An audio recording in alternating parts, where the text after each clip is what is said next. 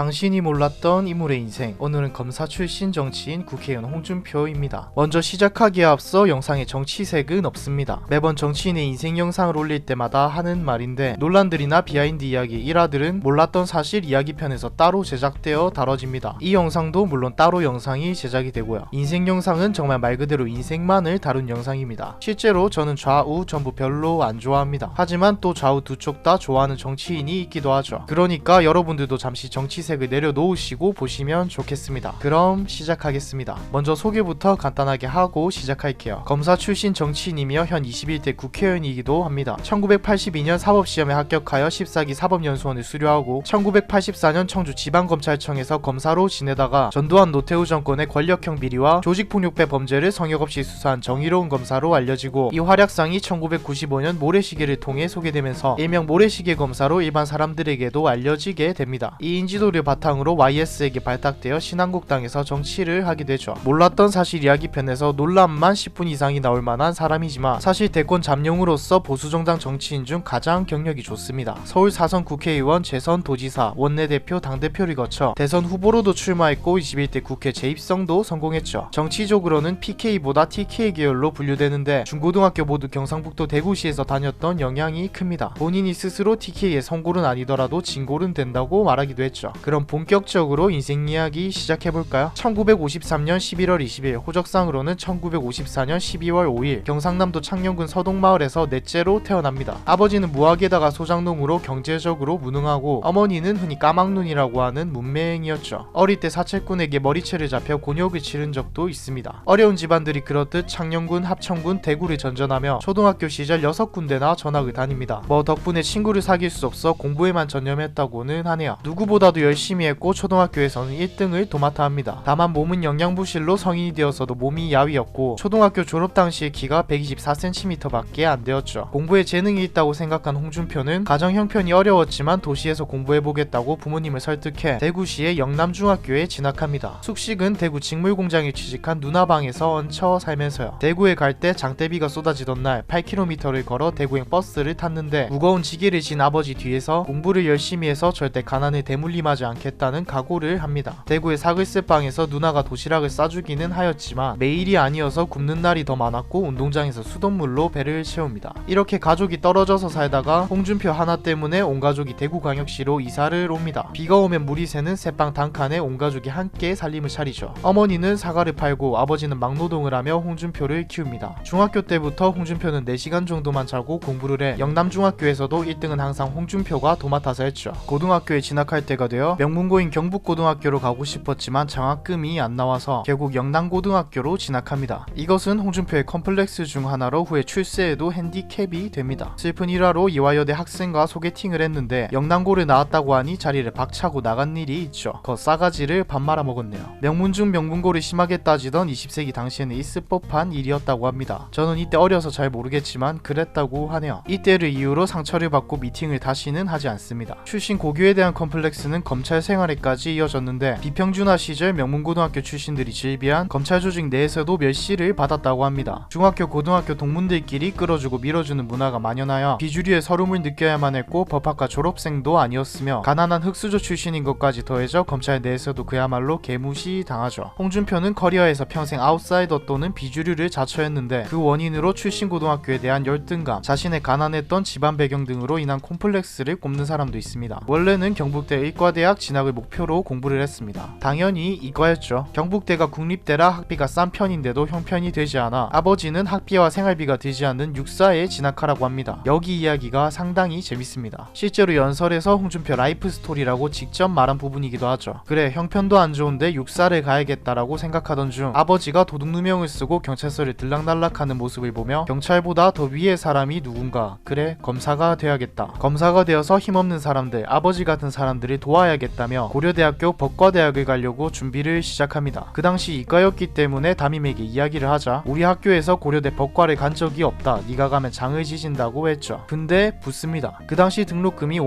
56,000원이었는데 이웃집에 일을 하여 7만원을 부모님이 빌려옵니다. 남은 14,000원, 한 달 하숙비만 주고 서울을 보냅니다. 그때가 18살, 서울에 아는 사람, 친척, 형제 아무도 없이 올라가죠. 그렇게 대학에 진학하고 공부와 과외를 병행하며 4년 동안 축제도 딱 한 번 참여했을 정도로 바쁘게 보냅니다. 그러던 중 집이 홀라당 다 타버리고 가족이 전부 울산으로 가게 됩니다. 당시 울산은 공업지대가 생기면서 사람들이 모여들었었는데 홍준표의 가족도 울산으로 거처를 옮깁니다. 아버지는 현대조선소의 야간 경비원으로 들어가죠. 그 당시 백사장 경비원은 일당 800원에 밤새 추위에 떨어야 했는데 견디라고 막소주를 회사에서 한 병씩 매일 줬습니다. 매일 그렇게 힘들게 일을 하는 아버지를 보며 생각을 합니다. 연설에서 홍준표는 이렇게 말하죠. 세상이 왜 이리 불공평하냐. 우리 집은 왜 이렇게 어릴 때부터 지금까지 이렇게 사나. 세상이 한번 뒤집어졌으면 좋겠다. 우리도 한번 잘 살아봤으면 좋겠다. 그래, 나라도 공부라도 열심히 해야겠다. 그래, 경비원의 아들도 까막눈의 어머니를 가진 그런 사람의 아들도 열심히 노력하고 바르게 살고. 그렇게 1년 일을 하고 아버지는 가남으로 세상을 떠납니다. 이때가 대학교 2학년 때인데 이전에는 세상을 뒤집어 보자며 학생운동도 하고 선후배들과 중지를 모아 동아일보 격려 광고를 처음 낼 만큼 정의감이 강했었죠. 박정희 유신반대 학생운동을 하며 총학생의 지하 유인물을 작성하다 중앙정보부에 끌려가 엄청난 구타를 당하기도 했고요. 아버지가 가남으로 세상을 떠날 때 공부 열심히 하라는 유언에 따라 학생운동을 그만두고 경찰서에서 풀려나며 고시공부를 하러 절에 들어갑니다. 사법시험 도전은 번번이 실패합니다. 7위학번의 홍준표가 6년이나 병역을 미루고 졸업도 미루며 고시생활을 이어가던 중 고려대북은 국민은행의 당시 20세 은행원 이순삼에게 반합니다. 홍준표는 잠을 못 이룰 정도였다고 해상하죠. 숙기는 물론 돈 한 푼 없었지만 겨우 데이트를 하고 나는 아가씨가 마음에 든다. 나와 앞으로 같은 집에 살 생각이 있으면 다음 주 수요일까지 도서관 4층으로 와라 라는 말을 남기고 자리를 떠납니다. 이순삼은 정말로 도서관으로 찾아왔고 홍준표는 형편이 되는 대로 같이 살자며 프로포즈를 합니다. 달달하네요. 장인 장모를 만나러 가는데 장인이 홍준표가 마음에 안 들어 그거 구름 잡는 놈이다. 택도 아닌 놈이다. 걔가 합격하면 장을 지진다. 이런 말을 하며 이순삼에게 헤어지라고 하고 장모는 착해 보이니 잘해보라고 이순삼에게 이야기합니다. 이순삼은 고지고대로 홍준표에게 이야기를 전했고 2017년 자유한국당 후보 유세에서 장모는 혹 용돈을 드려도 장인어른은 용돈은커녕 26년간 내 집에 발도 못 붙이게 했다고 말하죠. 그런데 막상 들어가 보면 홍준표가 장인을 모시고 와서 병수발하고 임종도 지킵니다. 장인은 죽기 사흘 전에 옛날에 잘못했다. 내가 사람을 잘못 봤다. 사과하자 이에 홍준표는 잘못한 줄 이제 알았습니까? 편하게 가시라 했죠. 그리고 이순삼과 같이 살기 시작하는데 신혼집은 관악구 봉천 7동 지하 단칸방이었습니다. 아쉽게 동고 후에도 사법시험에는 계속해서 떨어지고 결국 군대에 갑니다. 당시 몸무게가 48kg으로 워낙 말라서 방위로 근무하는데 시험에 붙지 못해 고향에 가기 창피했기 때문에 처가가 있던 전라북도 부안군의 해안초소에 복무합니다. 제대 후 5년간 아내 헌신적인 뒷바라지 끝에 30살, 호적상 29살인 1982년 42회 사법고시에 합격합니다. 직후에 사법연수원을 끝내고 검사가 됩니다. 검사 시절을 정리하자면 앞서 말했듯이 학력이나 출신으로 항상 차별과 왕따를 당하는 아웃사이더였죠. 대부분의 검사 출신 정치인들이 권력과 유착관계가 있던 사람들인 걸 생각해보면 더욱 튀죠. 홍준표의 굵직한 업적 덕분에 법조계 민주화운동 출신 정치인들은 홍준표를 비난할지라도 어느 정도 선을 지킵니다. 민주화 시대 당시 인기 법조인이었던 홍준표는 운동권 사이에서 판사는 이회창처럼 검사는 홍준표처럼 변호사는 노무현처럼 하라는 말이 있었죠. 1985년 홍준표는 사법연수원을 마치고 청주검찰청에 데뷔합니다. 이때 같은 청주지검에서 일하는 황교안과도 인연을 맺죠. 홍준표의 원래 이름은 홍판표인데 청주지법원장이 판단에 판자가 들어간다고 개명을 권유했고 홍준표로 이름이 바뀌게 됩니다. 청주지검에서는 공무원 비리, 가짜 녹즙기 사건, 경찰 뇌물수수, 물먹인 소고기 납품업자 수사를 진행합니다. 87년에는 울산지검으로 가고 골체 무허가 채취와 이와 관련된 사기 사건을 수사하는데 이게 단순 사기가 아닌 전두환의 누나 전명렬이 연루된 권력형 비리임을 잡아냅니다. 겁없게도 전두환의 누나를 조사하기 위해 소환을 하는데 안기부 경남 분실장이 만류하고 사수도 제지에 포기를 합니다. 이 경험으로 홍준표는 부당한 간섭을 배제하는 방법을 연구하죠. 1988년 노태우 정권 출범 후 서울지방검찰청 남부지청 특수부 검사로 부임합니다. 검거 실적도 꽤 높았던 것은 물론 서슬퍼렇던 군부독재 시절에도 권력비리까지 연이어 건드리고 당시 서정희 치안본부 정보분실장을 구속 기소까지 하죠. 전두환의 외조카인 김영도가 구속사건 무마를 청탁받고 뇌물을 수뢰한 사실을 적발해 구속 기소하기도 합니다. 유명한 노량진 수산시장 사건은 전두환 대통령 재임 시절 이학봉 당시 청와대 민정수석 비서관을 통해 서울시 치안본부, 국세청, 감사원 등을 움직여 노량진 수산시장 경영권을 강탈한 사실을 적발하고 구속 기소한 건데 자칫 노정권까지 위험하게 할 우려가 있어 청와대와 검찰 수뇌부는 사건을 덮으라 지시합니다. 사실 30여 년이 넘게 지난 2020년대에도 정권에 밉보이면 인사로 자천시키곤 하는데 홍준표는 검사 동일체 원칙을 어긴 이른바 통제할 수 없는 검사로 찍혀 출세길에서 멀어집니다. 광주지검 강력부로 자천되고 확정되었지만 홍준표는 낙담하지 않고 곧바로 광주 조폭 국제 피제 입학 수사에 착수합니다. 91년 12월 4일 현장을 덮쳐 일망타진하고 32명을 구속합니다. 이런 성과를 바탕으로 92년 서울지검 강력부로 발령이 나는데 1992년 10월 21일에는 보험금 7억 원을 노리고 자기 지하 나이트클럽에 방화한 목포파 부두목 유희호와 행동대장 홍동표 외 6명을 체포 구속합니다. 93년 4월에는 동아은행 비자금 사건을 조사해 이때 김종인으로부터 20분 만에 뇌물수수 자백을 받아낸 적이 있습니다. 93년 문민정부가 들며 홍준표는 슬롯머신 사건을 맡습니다. 일명 빠찡코죠. 정덕진 일파가 당시 사업을 장악하고 있었고 정관계 유력 인사들마다 로비를 하며 거대한 사회 악이었는데 홍준표는 탈세 혐의를 씌워 일단 정덕진을 구속시키고 이후 정관계 관계자들이 내사하는 쪽으로 수사 방향을 틀었습니다. 이 과정에서 안기부 기조실장을 지냈던 엄삼탁, 이인섭, 청기호 경찰청 치안감 그리고 대전고등검찰청 이건계 검사장 등의 비리 뇌물수수 혐의 등을 입증하고 모두 구속, 기소. 당시 협박과 압력을 받았으나 무시하고 그대로 처리합니다. 슬롯머신 수사의 절정은 60의 황태자로 불렸던 박철원을 구속 기소한 것. 결국 박철원은 국회의원 배지를 반납하고 1년 4개월 동안 감옥에서 삽니다. 이러한 일화가 드라마 모래시계를 통해 알려져 홍준표는 모래시계 검사라는 별명을 갖게 됩니다. 이후 홍준표는 1994년 10월에는 안기부 1차장이었던 공안검사 출신인 정영근의 권유를 받아들여 국가안전기획부에 파견되고 보직은 국제범죄수사 지도관, 이 시기 안기부 러시아 지부에 주재하면서 러시아 마피아에 대한 대책을 세웠고 지금도 그 프로그램 그대로 가동되고 있습니다. 이후 홍준표는 수사검사로 복귀를 하려고 했으나 또 자천을 당하고 신승남 법무실장에 만류해도 홍준표는 곧바로 사직서를 제출하였고 1995년 10월 7일부로 검찰을 나옵니다. 이후 1996년 15대 총선 전까지 변호사 사무실을 개업하고 방송 출연 등에 섭외되며 얼굴을 알립니다. 이제 얼굴도 알리고 정의롭고 참신한 이미지를 가진 홍준표는 정치에 진출을 합니다. 이 과정도 다이나믹합니다. 밤늦게 노무현을 비롯한 민주당 정치인들이 찾아와 입당을 제안했었으나 몇 시간 후 강삼재 당시 신한국당 사무총장이 찾아와 신한국당 입당을 권유했고 김영삼 대통령이 직접 전화통화로 권유하기까지 한 끝에 여당인 신한국당에서 정치생활을 시작하게 됩니다. 그렇게 홍준표도 이명박, 노무현 등과 같이 김영삼이 발굴해낸 정치인이 됩니다. 1996년 제15대 국회의원 선거에 송파갑 선거구로 출마, 자유민주연합 조순환 의원을 끊고 국회에 입성합니다. 초선 소장파에 불과했지만 노동 최저연령 상향을 발의 통과시키는 등 존재감을 드러내기 시작합니다. 그런데 1999년 선거법 위반으로 옷을 벗어야 될 위기에 놓이자 판결을 하루 앞두고 자진 사퇴합니다. 그리고 2000년 이회창 한나라당 총재는 DJ와 영수회담을 갖고 추경 예산 편성과 남북 경협 자금을 승인해주는 대신 이명박, 홍준표 등 선거법 위반 사범에 대한 사면에 합의합니다. 그해 광복절 특사 때 사면돼 피선거권을 회복한 홍준표는 2001년 치러진 서울특별시 동대문구 을 보궐선거에 당선돼 국회로 복귀. 김대중 대통령의 삼남 김홍걸의 미국은행 입출금 내역을 공개해 세 달 동안 23만 달러, 한 달 평균 8,700만 원이라는 비정상적인 금액이 인출된 사실을 폭로하였고 검찰이 이에 관해 수사에 들어가게 합니다. 곧 검찰은 김홍걸이 최규선에게 3억 원을 수수한 혐의를 적발했고 김대중 정권을 뒤흔든 최규선 게이트가 터지며 대선판은 요동을 치기 시작합니다. 그리고는 뭐 특별한 일 없이 넘어가다가 노무현 정부 시절 한나라당의 다른 후보들과 달리 탄핵 역풍을 뚫고 서울 동부권에서 홀로 당선되며 보수정당의 몇 안 되는 서울 다선 의원이 되며 단숨에 보수의 거물급으로 부상합니다. 어떤 법안 어떤 활동을 했는지까지 여기서 다 하면 너무 길어지고 지루하니 대표적인 한계, 고위공직자 사회 지도층 및 원정 출산자에 대한 병역 기피를 막기 위해 국적법 개정안을 발의합니다. 이 국적법 이름은 홍준표법으로 많이 알려져 있죠. 2002년 스티브 유 병역 기피 사건 이후 국적 포기와 이중 국적에 대한 국민들의 부정적인 시선이 하늘을 찌를 때라 이는 곧 국민들의 폭발적인 반응으로 이어졌죠. 2007년에는 한나라당 대통령 경선에 출마했으나 이명박을 지지하면서 범친이계가 됩니다. 이명박 정부가 출범하고 사선의원에 당선되면서 동시에 원내대표로 추대되어 민생경제법안의 입법을 주도합니다. 대표적인 게 사회 취약계층의 대학 등록금을 차등하는 법안을 발의했죠.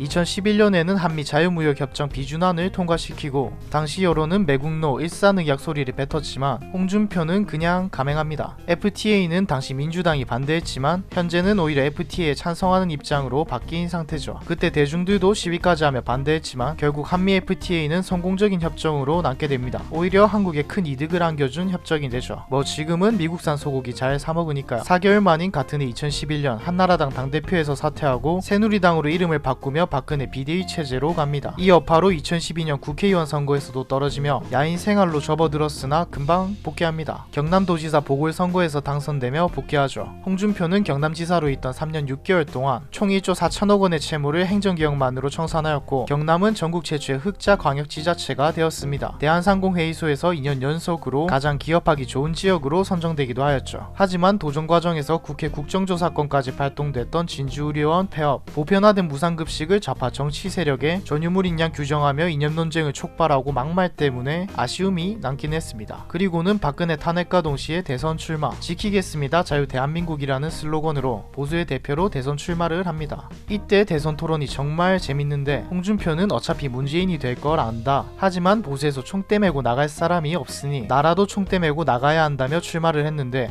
이런 이유였는지 토론 때 정말 과감하게 진행합니다. 달려라 홍반장이라는 홍보 애니메이션을 게시했는데 이게 재밌습니다. 댓글에도 웃기려고 나왔다는 등의 반응이고요. 이건 댓글에 링크를 달아두겠습니다. 대선에서 지고 나서는 미국으로 떠났고 다시 돌아와 현재는 21대 국회의원으로 당선되어 정치활동을 하고 있습니다. 최근에 정치 행보는 하나하나 다 파고들려면 너무 길어지고 이전의 이야기같이 재밌는 건 없습니다. 딱히 굵직한 이야기도 없고요. 그리고 뉴스에서 항상 나오니까 홍준표의 인생 이번 편은 여기까지입니다. 논란과 비하인드, 재미있는 일화들은 몰랐던 사실편에 올라옵니다.